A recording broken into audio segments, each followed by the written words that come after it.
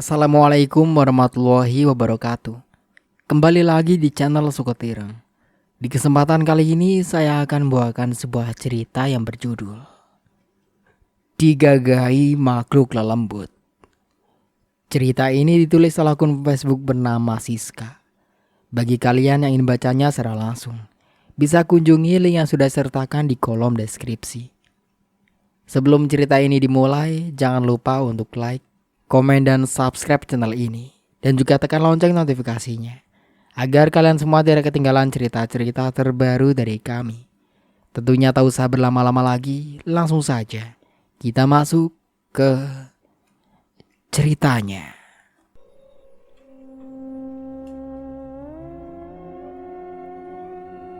Aku merebahkan diriku di atas kasur berukuran sedang. Walaupun tak besar, tapi ini rasanya empuk sekali. Perutku berbunyi. Ini panggilan yang harus disegerakan.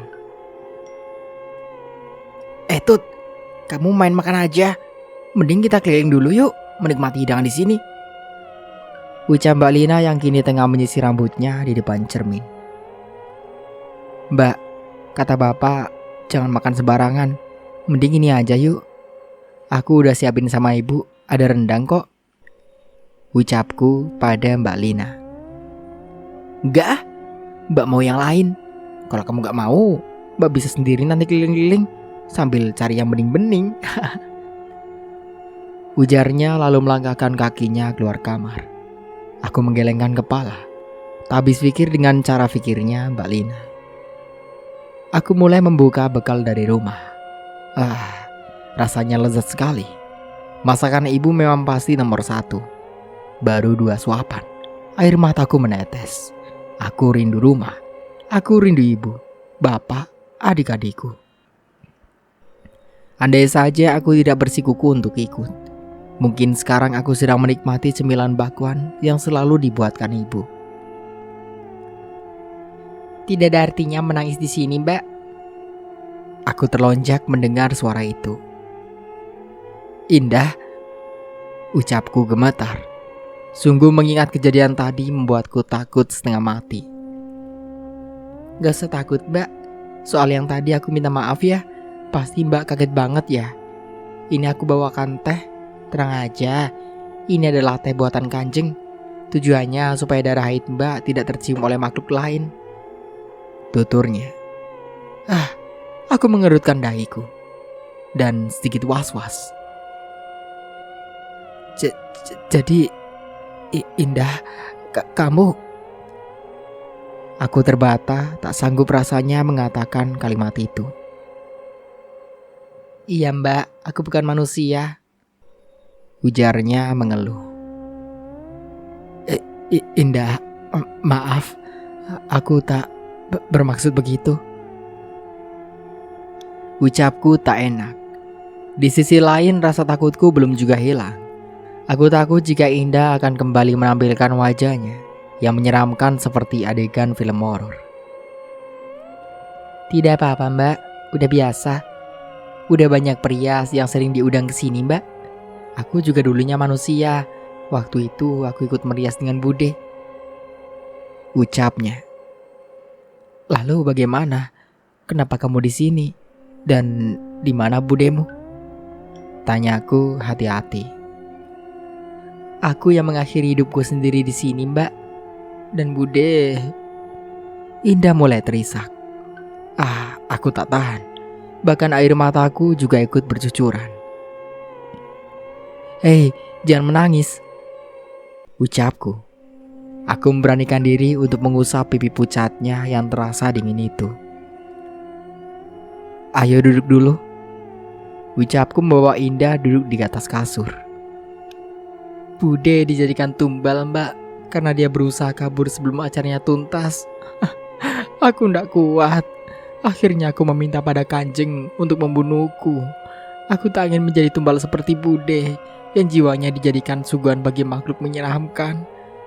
Arwahnya juga sekarang terkurung di penjara besi. Bukan hanya Bude Mbak, bahkan pria yang lain juga. Arwahnya masih dikurung hingga sekarang. Aku takut Mbak. Waktu itu Putri Sukma marah karena aku gagal menjadi tumbal untuk kecantikannya. Tapi aku bersyukur selama ini Kanjeng selalu melindungiku. Lanjutnya sambil terisak. Aku meringis, membayangkan jika nasibku sama seperti gadis ini. Ah, tidak. Itu tidak akan terjadi. Maaf jika membuatku sedih, Indah. Iya, tidak apa-apa, Mbak. Soal rombongan tadi itu, rasanya aku tak kuasa. Bahkan hanya sekedar menanyakan saja. Itu rombongan para abdi, Mbak, sekaligus tamu. Memang setiap malam satu suro, semua lembut akan hadir di pernikahannya Putri Sukma. Mereka menjadi abdi, lalu tamu. Bahkan saksi pernikahan antara Putri Sukma dan salonnya, tuturnya. Lalu di mana mempelai prianya? Apakah dia juga sebangsa mereka atau bukan? Tanya aku. Mempelai prianya sebenarnya itu saja, Mbak. Namanya Raden Broto. Dia adalah penunggu Gunung Halu. Bahkan semua bangsa kami pun tunduk. Dan untuk pernikahannya memang rutin di setiap tahunnya. Aku manggut. Mungkin dalam istilah dunia nyata, anniversary. Tapi Mbak, setiap tahunnya mereka butuh tumbal 2 laki remaja untuk dihidangkan pada abdi yang mengawal Raden Broto sebagai imbalan atas perjalanan mereka ke sini. Aku bergidik ngeri. Innalillahi, ujian macam apa ini ya Rob? Ini, minumlah. Tidak ada apapun di dalamnya, Mbak. Jika Mbak khawatir, Mbak bisa berdoa dulu sebelum meminumnya. Ucapnya sambil menyodorkan sebuah teh yang masih mengepulkan asap. Aku mengangguk. Bismillahirrahmanirrahim. Ucapku lalu sambil meneguk teh itu. Pahit sekali, perutku bahkan rasanya mual. Tahan, Mbak. Aku sudah berusaha untuk sembunyi-sembunyi masuk ke sini agar tak diketahui Putri Sukma maupun yang lainnya. Ujar Indah kepadaku. Ia memegang tengkukku. Tangan dingin itu semakin terasa hingga membuat bulu tengkukku meremang. Mbak makan saja dulu, nanti setelah itu bersih-bersih ya, biar aku antar Mbak ke kamar mandi. Mbak harus bisa selamat. Ucapnya tersenyum menyemangatiku. Aku tertegun melihat gadis ini, rela mengendap-endap untuk membantuku saat ini. Shh, Mbak, sini. Instruksi Indah pada aku. Aku berjinjit agar tidak menimbulkan suara. Karena terlalu terburu, aku tak sengaja menyenggol vas bunga di atas meja. Aku meringis pelan saat pinggangku terhantuk ujung meja. Satu tangan mendarat di pundakku. Aku memejamkan mataku. Sangat takut jika aku ketahuan membawa pembalut saat ini. Ah, kamu mau kemana sih, Tut? Aku bernafas lega. Ternyata itu Mbak Lina. Aku berbalik. Terkejutnya aku saat melihat sesuatu di tangan kanannya. Mbak, ucapku gugup. Kamu ini ditanya malah gugup kayak gitu? Mau kemana? Mending coba ini. Aku bawa bolu dari sana. Ini enak banget. Ucapnya sambil melahap satu potong daging busuk. Melihatnya saja aku mual sekali. Apakah Mbak Lina tidak sadar dengan makanannya yang dilahapnya? Mbak buang saja makanan itu. Seruku sambil menepis tangan Mbak Lina yang hendak menyuapkan sepotong daging busuk itu.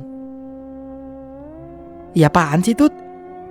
Lama-lama Mbak ngerasa aneh deh sama kamu. Ucapnya menjepit kesal. Tapi Mbak, aku benar. Ucapanku terpotong saat Mbak Lina menarik kasar lengan tanganku yang kusembunyikan di balik punggung. Apa sih ini? Kamu mau kemana sih, Tut?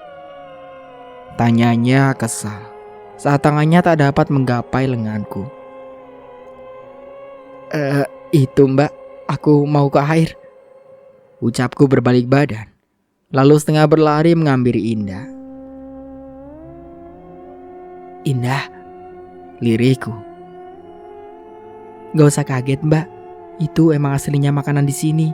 Mbak Lina gak sadar sebab dia gak berdoa dulu pas mau makan. Tuturnya berhasil membuatku membungkamkan mulut.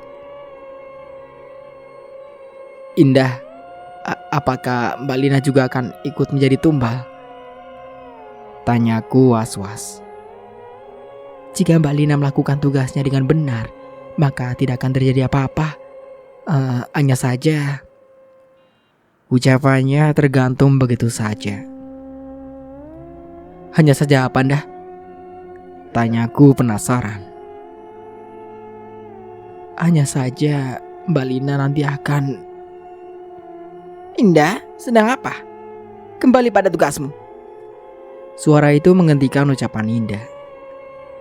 Indah menuduh. Sebenarnya siapa yang menyuruhnya? Aku menoleh. Netraku bertemu dengan mani gezel milik seorang wanita yang parasnya sangatlah cantik. Ia tersenyum hangat padaku. Dengan segera aku menyembunyikan pembalutku di belakang punggung. Kamu cantik sekali. Siapa namamu? Tanyanya lembut. Suaranya yang lembut dan halus itu mampu menghipnotis siapa saja yang menjadi lawan bicaranya. Tidak. Ingat, dia bukan manusia. Astuti, ucapku hormat. Beristirahatlah. Sebentar lagi proses siramanku akan dimulai. Aku tertegun mendengarnya. Rupanya inilah Putri Sukma. Sungguh di luar ekspektasiku yang membayangkan jika Putri Sukma itu berwajah menyeramkan. Baik, terima kasih Putri, ucapku gugup. Apakah kamu sedang kesulitan? Butuh bantuan? Tanyanya lagi padaku. Tidak Putri, saya hanya ingin ke kamar mandi saja. Oh begitu, kamar mandinya ada di sebelah kanan sana. Ucapnya seraya menunjukkan arahnya kepadaku. Terima kasih. Sama-sama.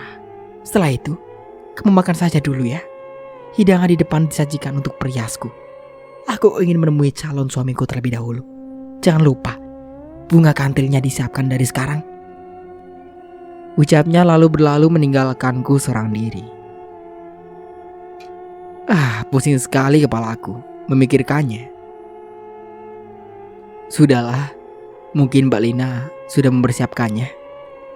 Ucapku melangkah masuk menuju kamar mandi. Kamu dari mana saja sih Tut? Lihat, Mbak kesusahan ini nata barang-barang. Gerutu Mbak Lina padaku saat aku baru saja selesai dari kamar mandi. Aku habis dari kamar mandi Mbak, maaf. Ucapku.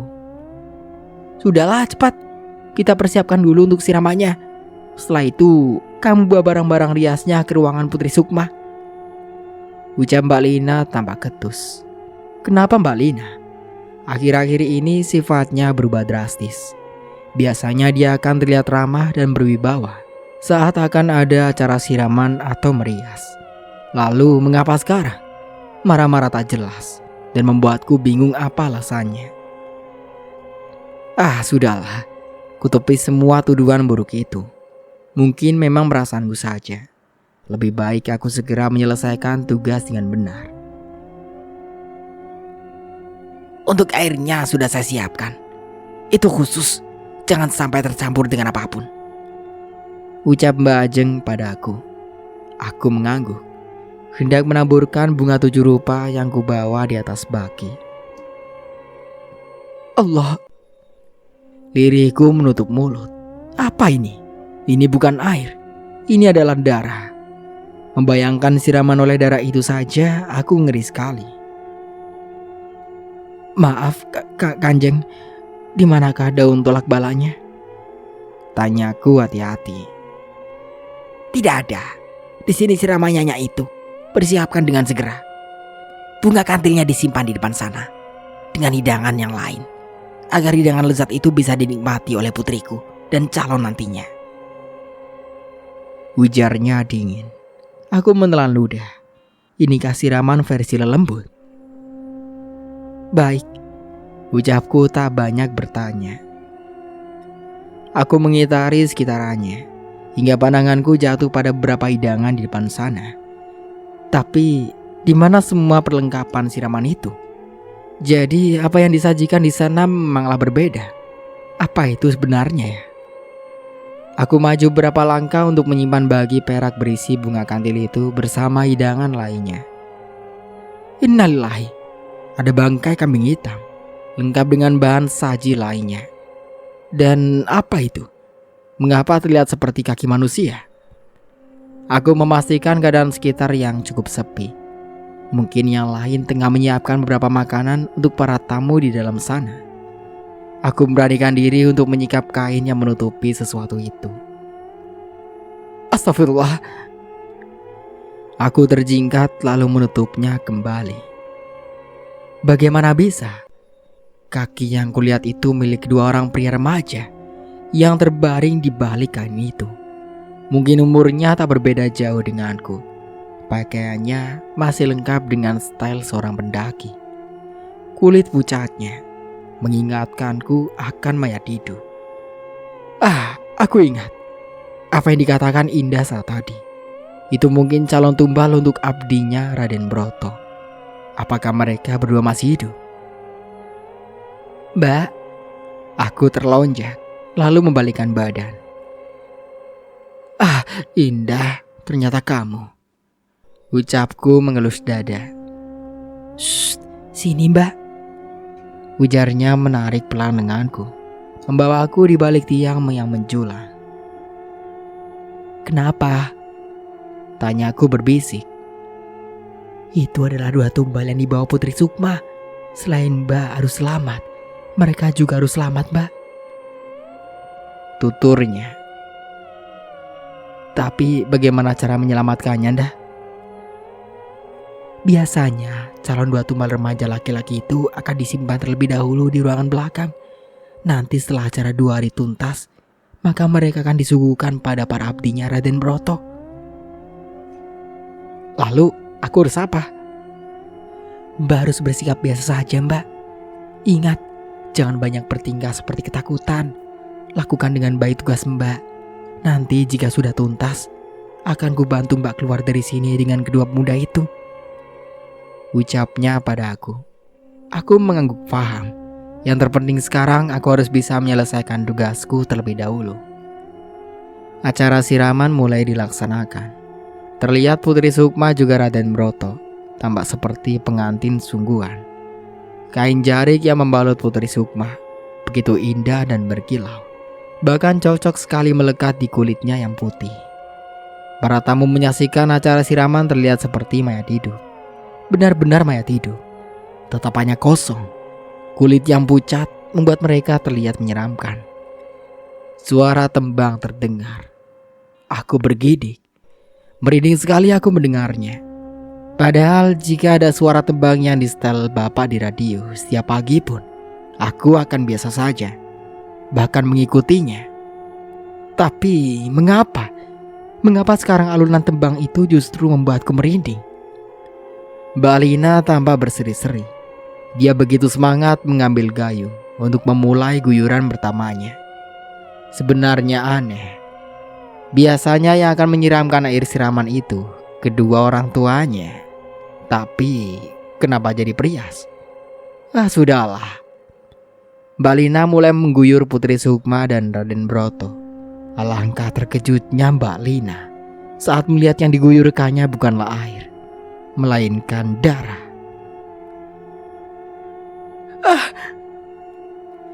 Teriaknya lalu pingsan seketika. Dan itu membuat kericuan di sana. Aku yang mematung di samping Mbak Lina begitu terkejut. Dan aku hanya bisa memakuk di tempat. Mbak Lina tampak diboyong ke dalam. Aku khawatir sekali. Tapi bagaimana lagi jika bukan aku yang menyelesaikan acara ini? Lalu siapa? Aku memberanikan diri untuk melanjutkannya. Bahkan aku sampai menahan nafas. Tak kuat dengan aroma amis yang menyengat menusuk indera penciumanku. Putri Sukma memberikan tatapan nyalangnya padaku. Aku gemetar. Keberanianku hampir saja runtuh. Untung saja dengan segera Indah membantuku. Indah ini baik sekali. Mbak Ajeng hanya menyaksikan saja dan tidak berbuat apa-apa. Bahkan ia menatapku cemas di depan sana. Aku merasakan bahwa sebenarnya Mbak Ajeng juga terikat dan tidak bisa bebas dari putrinya sendiri. Jika bukan bangsa lembut, sudah aku gatok saja kepala Putri Sukma ini. Selesai proses siraman, mereka beranjak masuk ke dalam. Sudah, tunggu perintahku nanti. Aku akan bersenang-senang terlebih dahulu dengan suamiku. Sesudah itu, aku akan dirias. Persiapkan dengan baik agar aku terlihat cantik saat acara puncak nanti. Ucapnya kembali ramah kepada aku. Putri Sukma dan Raden Broto kini mulai masuk ke dalam rumah. Melihat Putri Sukma yang bergelayut manja pada Raden Broto membuatku geli. Membayangkan bahwa Raden Broto yang sekarang tampilannya bak pangeran istana berubah menjadi sosok menyeramkan dengan air liur yang menetes dan berbulu lebat dari atas kepala hingga ujung kakinya. Dan sosok itu akan terlihat dari cermin. Begitu kata Indah padaku saat beberapa jam yang lalu. Aku mengangguk. Mbak, Indah mengelus pundakku. Amanda, ujarku pada Indah. Berusaha berani.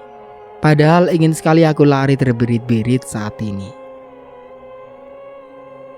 Kita ke belakang dulu yuk Mbak. Ada sesuatu yang akan kusampaikan. Ucapnya kepada aku. Aku dan Indah perlahan berjalan menuju ruang terbelakang. Melewati lorong-lorong yang gelap. Indah, kamu gak ngapa-ngapain aku kan?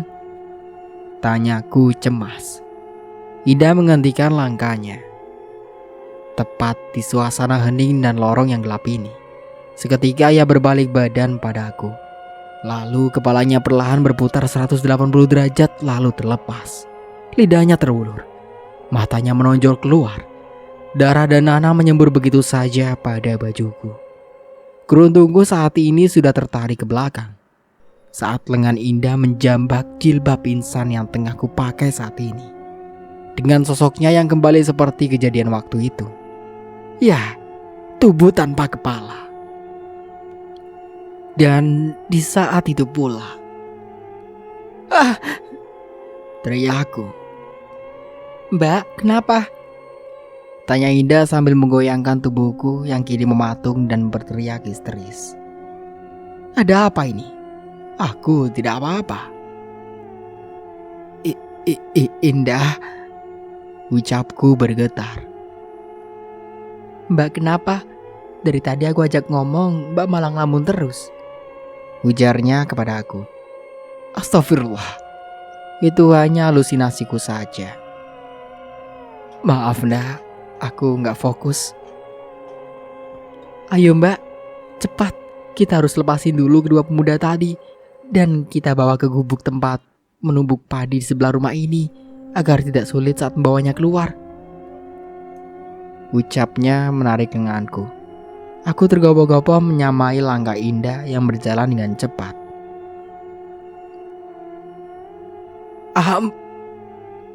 Mulutku dibungkam oleh Indah. Jantungku terasa copot saat ini. Shh, ngumpet dulu Mbak. Di sana ada penjaganya. Ucap Indah kepada aku. Aku mengangguk. Kini aku dan Indah bersembunyi di balik lemari usang. Suara itu membuatku benar-benar ketakutan. Aku melotot pada Indah, berharap Indah akan mengatakan sesuatu. Namun di luar reaksi, malah Indah menarik kasar lenganku masuk pada sebuah ruangan. Pintu itu dikunci oleh Indah. Diam dulu di sini Mbak, tenang. Ini adalah kamarku. Tidak ada siapapun yang bisa masuk ke sini selain Kanjeng saja. Ucapnya. Aku mengembuskan nafasku kasar. Aku duduk di tepi kasur Indah. Air mataku kembali bercucuran. Gimana nasibnya Mbak Lina, Nanda? Ucapku pada Indah dengan berderai air mata. Tidak akan ada apa-apa, Mbak. Aku yakin Mbak Lina saat ini masih pingsan. Kanjeng yang akan menjaga Mbak Lina. Ucap Indah meyakinkanku. Bagaimana caranya aku menyelesaikan tugasku, Nda? Jika saat ini saja aku masih di sini. Akan aku pikirkan dulu caranya, Mbak. Saat ini memang banyak sekali penjaga. Memang jika biasanya tidak ada? Tanya aku. Indah menggeleng. Lalu ia berjalan mondar-mandir seperti tengah menyusun rencana. Suara itu kembali terdengar. Ah, ini dekat sekali. Nda, lirihku. Sini, Mbak. Ucapnya padaku, mengarahkan wajahku pada bolong di pintu kamarnya. Astaga, ujarku tertahan. Apa itu? Makhluk berbulu dengan gigi taringnya tengah mengendus-ngendus pada kamar Indah. Air liurnya sesekali menetes pada lantai rumah. Tahan nafas sebentar ya, Mbak, biar makhluknya segera pergi. Bisik Indah kepada aku. Aku gak bisa, Nda. Ucapku. Toh memang benar di saat seperti ini, jika aku menahan nafas, mungkin aku akan pingsan. Ya udah, Mbak pegang bantal. Ngambil nafasnya dari mulut ya, Mbak. Ujarnya. Gimana, Indah? Seruku frustasi karena tak mengerti. Mbak tutupin wajah Mbak pakai bantalnya. Kalau mau ngambil nafas dari mulut Mbak, biar aromanya tidak tercium. Aku perlahan mengerti lalu mengarahkan bantal itu kepada wajahku. Nafasku tertahan. Bahkan terlalu sulit jika aku harus mengambil nafas pakai mulut ditutup bantal. Dunia gila macam apa ini? Sudah tidak ada, Mbak. Ayo cepat. Ucap Indah setelah memastikan kondisi di luar aman. Aku tergesa. Mungkin setengah berlari saat ini. Aku berusaha membuka pintu ruangan yang tak kunjung terbuka itu. Mbak, ayo Mbak. Ucap Indah membuatku sangat panik. Astaga, bagaimana ini? Ya Allah, bantulah hambamu. Aku mengumpulkan tenagaku terlebih dahulu. Bismillahirrahmanirrahim. Ucapku sambil mendobrak pintu itu. Brak! Pintu terbuka. Syukurlah. Aku langsung masuk ke dalam ruangan. Bagaimana ini Indah? Tanya aku. Indah menarik sebuah kain yang lumayan besar. Kita letakin dulu mereka di atas kain ini Mbak. Nanti kita gusur saja sampai luar. Ucapnya menggulingkan kedua pria itu pada alas kain yang baru saja ia lemparkan. Aku menggeleng kepala. Sebenarnya tenaga apa yang dimiliki Indah? Dia hebat sekali. Ayo Mbak, bantu aku pegang ujungnya. Aku akan gusur dari depan sambil memantau keadaan. Indah mulai melangkahkan kakinya lalu menyeret kain yang kini berisi dua pemuda. Aman Mbak, ayo cepat. Ucapnya. Setelah aku memasuki gubuk, aku bernapas lega. Akhirnya. Ucapku. Belum selesai Mbak. Mbak harus merias dulu. Kita lewat depan saja biar tidak ketahuan. Ucapnya kepada aku. Oke, ayo cepat. Ucapku. Lenguan itu sontak menghentikan langkahku dan membuatku segera berbalik badan. Tubuh dari salah satu itu beranjak duduk. Ia terlihat memegangi dahinya yang terdapat luka lebam di sana. Gue di mana ini? Ngapain pakai kain segala? Gue kan bukan mayit. Gerutunya sambil meringis pelan. Jen, bangun loh. Ucapnya sambil menepuk kasar pipi temannya. Kini dia menatapku. Ah, siapa lo? Lo perkosa gue ya? Teriaknya histeris saat melihatku. Hide, siapa juga yang doyan cowok kayak kamu? Udah diem. Kalau kamu mau selamat, mending kamu tunggu aku balik lagi ke sini. Jangan keluar. Ingat itu. Ucapku menatap tajam pria di dekatku. Kenapa? Lo siapa sebenarnya? Di mana teman-teman gue? Gue mau pulang. Tolong anterin gue balik. Shh, diam. Nanti aku bantu kamu pulang. Sekarang patuhi saja ucapanku. Dia terdiam. Dengan segera aku melangkahkan kakiku keluar dari gubuk. Ayo Indah, kita harus cepatnya ke sana. Ucapku pada Indah. Sedangkan pria itu kini tampak ketakutan saat melihat Indah yang kini ada di Abang Pitu. Kenapa dia? Sudahlah. Lebih baik aku mempercepat semuanya. Astuti, persiapkan aku sekarang. Aku sudah siap untuk dirias. Ucap Putri kepada aku. Aku mengembuskan nafas kasar. Aku melihat Mbak Lina yang kini duduk di depan Putri Sukma dengan wajah pucatnya. Mungkin dengan terpaksa dan memberanikan diri, Mbak Lina kini mulai merias. Tangannya lihai mengulas bedak pada wajah Putri Sukma. Aku yang bekerja sebagai asisten Mbak Lina kini menyiapkan baju untuk pengantin. Sudah selesai, ucap Mbak Lina tambah gugup. Putri Sukma tersenyum, lalu menggapai cermin di sampingnya. Ia mulai berseri-seri. Terima kasih Lina, riasanmu sungguh sempurna sekali, ucapnya. Terima kasih kembali. Mbak Lina terus menunduk. Bahkan aku tak tahu apa penyebabnya. Sudahlah. Mungkin Mbak Lina masih syok dengan kejadian siraman tadi.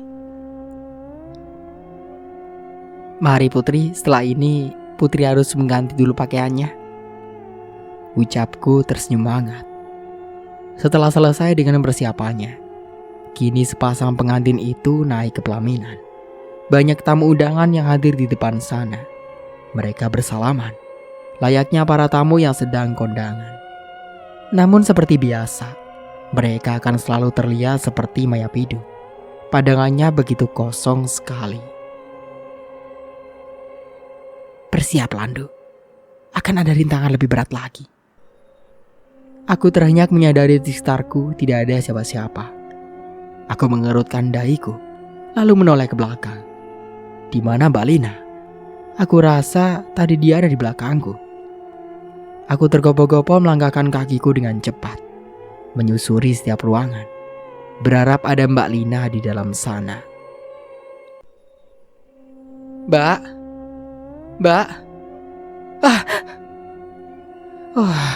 Indah, kamu bikin kaget terus, ucapku mengusap dada. Mbak cari Mbak Lina ya? Tanya Indah kepada aku. Aku mengangguk mantap. Di mana dia? Kamu tahu? Tanya aku. Indah mengangguk, lalu menarik lenganku. Shh. Indah meletakkan telunjuk bibirnya. Aku mengintip di celah pintu. Astaga, itu Mbak Lina. Aku membungkam mulutku. Bagaimana bisa? Mbak Lina kini diikat di tiang besar di suatu ruangan. Bahkan Mbak Lina banyak luka lebam di sekujur tubuhnya. Kenapa ini? Indah, kenapa Mbak Lina diikat seperti itu? Tanya aku. Mbak Lina bikin kesalahan, Mbak, ucapnya tanpa mengelakkan nafas. Kesalahan apa? Mbak Lina menginjak bunga kantilnya Putri Sukma sampai bunga itu rusak, Mbak. Padahal bunga itulah yang akan menjadikan kecantikan Putri Sukma bertambah 2 kali lipat. Aku tercengang melihatnya. Aku juga mengerti, bunga kantil itu bukan bunga sembarangan. Ada ritual tertentu yang dapat membuat bunga itu menjadi salah satu syarat untuk kecantikannya Putri Sukma. Lalu bagaimana ini Indah? Bahkan bukan hanya itu Mbak.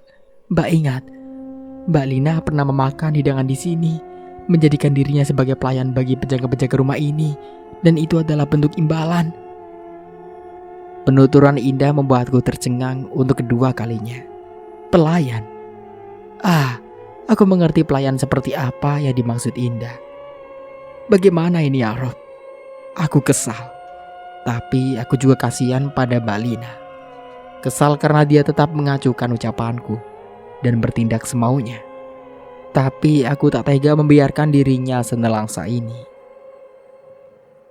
Kita harus apa sekarang? Tanya aku. Ini harus Mbak yang lakukan di sini. Untuk membuka pintu ini Mbak harus menemukan kunci di ujung lorong sana, seorang diri Mbak. Maaf aku tidak bisa membantu. Dan satu lagi, Mbak punya waktu sebelum jam 2 malam. Tutur Indah kepadaku. Apa tidak salah? Aku hanya memiliki 2 jam dari sekarang. Tanyaku. Indah mengangguk. Aku tidak banyak berpikir. Aku kini melangkahkan kakiku dengan cepat, melewati lorong-lorong gelap itu seorang diri. Aku bahkan sampai lupa menanyakan ruangan yang manakah yang tersimpan kunci itu. Aku tak peduli. Lebih baik aku mencari satu persatu di setiap ruangan. Brak! Aku terlonjak kaget. Suara apa itu? Aku menatap sekeliling. Sunyi. Dan tak ada siapapun di sana. Aku melangkahkan kakiku perlahan. Begitu terkejutnya aku tatkala melihat bayangan besar di ujung sana. Sayup-sayup bayangannya hilang. Mungkin karena pencahayaannya di lorong ini hanya terbantu oleh obor yang ditempel di dinding. Langkah kakiku itu bak raksasa besar yang akan menerkamku. Dengan segera aku bersembunyi di sebuah ruangan. Ya Allah, liriku mengintip dari celah pintu. Aku terhenyak, menyadari sosok makhluk di depan sana. Aku tak kuat, aku ingin pulang. Raungku dalam hati, aku menangis terisak. Saat aku mendongak, aku baru sadar bahwa ini adalah sebuah ruangan kumuh. Ada sebuah kasur dan lemari tua. Beberapa frame foto usang yang terpampang di dinding kamar ini. Ruangan ini hampa. Sepertinya tidak ada siapapun yang ingin menghuninya. Aku memperhatikan deretan frame foto itu. Ada sebuah foto yang mengalihkan perhatianku. Foto dengan sepasang suami istri tengah menggendong seorang anak perempuan yang hanya memiliki 2 gigi. Seolah ada kekuatan magic. Kini aku berada di gapura yang pertama kali aku lewati. Seperti mimpi, aku berjalan seorang diri. Namun tak ada siapapun orang yang menyapaku. Aku melihat seorang anak perempuan yang kini melintas di hadapanku. Aku merhatikannya dengan teliti. Iya, aku ingat. Itu adalah anak perempuan yang ada di foto tadi. Anak itu tampak gembira. Kakinya berlari-lari kecil, menghampiri sang ibu yang kini berjalan menenteng sebuah kresek. Ibu, lihat, aku dapat ikan. Serunya gembira. Perasaan hangat menjalar di tubuhku. Wah, bagus, Nduk. Nanti kamu simpan di botol ya. Ayo kita pulang. Ibu akan buatkan makanan enak untukmu. Ucap wanita setengah baya sambil menuntun anak itu. Keduanya tampak gembira. Aku berinisiatif untuk terus membuntuti keduanya. Sepanjang perjalanan pulang, banyak sekali tatapan mata yang memandang tak suka. Neneng kresek saja udah bangga. Pasti isinya ya daun saja. Daun terus sampai mati. Kayak kambing saja. Jelata kayak gitu. Nggak pantas tinggal di sini. Noh, di gunung saja Mbak Yu. Kata-kata itu membuatku mengepalkan tangan. Ingin sekali aku rasanya menimbuk mulut-mulut pedas seperti cabai rawit itu.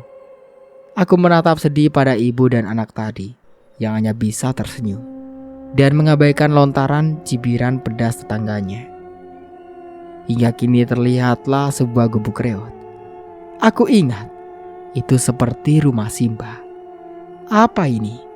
Adakah kaitannya dengan semua ini? Aku tetap setia memantau keduanya.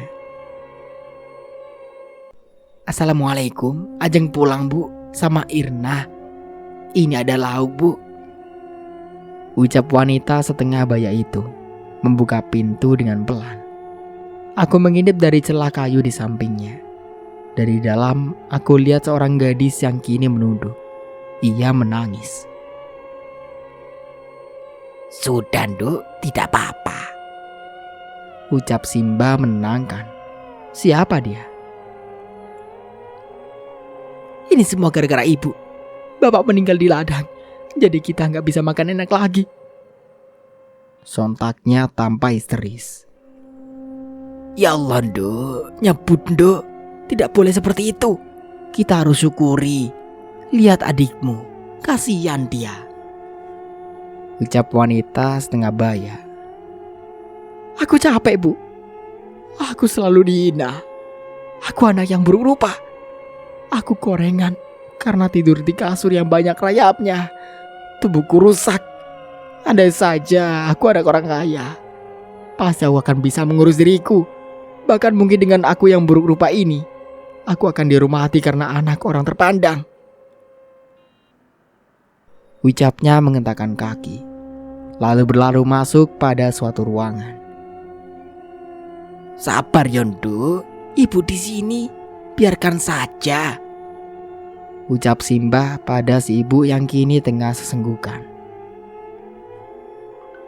Irna, kamu mandi Yondo. Habis itu Irna ikut paman Andi. Ucap si ibu. Tunggu, kenapa tidak aku lihat gadis remaja itu di dalam foto frame yang terpanjang di dinding? Brak! Aku terhenyak menyadari bahwa aku masih di ruangan tadi. Dengan segera aku bersembunyi di bawah kolong ranjang. Suara itu lagi. Ya Allah, apa lagi ini? Aku membungkam mulutku agar tidak bersuara. Nafasku sesekali ku tahan. Saat ada sepasang kaki besar berbulu lebat. Cairan-cairan hitam menetes di tiap lantai. Bau busuk, bau amis, dan bau gosong itu bercampur padu. Sangat menyengat. Membuat aku mati-matian menahan nafas agar aku tidak muntah dan tidak bersuara saat ini. Untuk sementara aku cukupkan dulu ceritanya sampai di sini. Sampai jumpa kembali di part berikutnya. Saya Mang Dayun pamit undur diri. Kurang lebihnya mohon maaf. Wassalamualaikum warahmatullahi wabarakatuh.